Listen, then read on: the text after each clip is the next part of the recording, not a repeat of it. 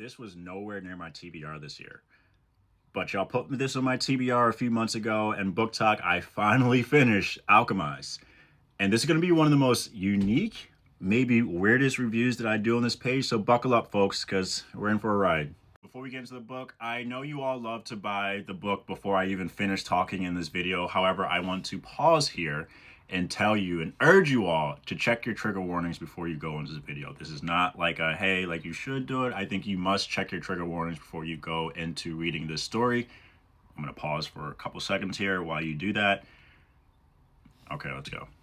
I also want to say this review has come from somebody who went into this blind and who also hasn't read Manacled. I don't know if that adds to the lore around this story, but I just want to put that out there. I haven't read Manacled and I didn't know what the story was about at all.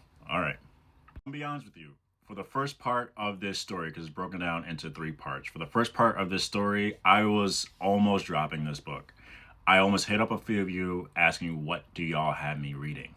I stuck with it. Second part, I was like, okay, I kind of see where this story is going. Something's clicking. And by the time I got to the end of part 2 and into part 3, I was sold.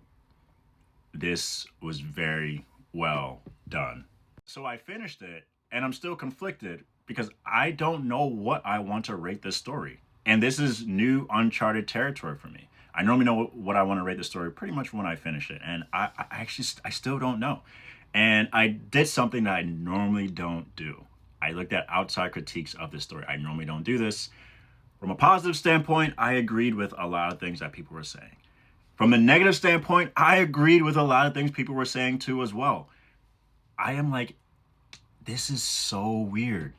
Without going too far into spoilers, we follow the main character, Helena, as she is an alchemist who all of a sudden awakens after a devastating war with her memories completely gone. And she's trying to piece together, what she lost and who she was.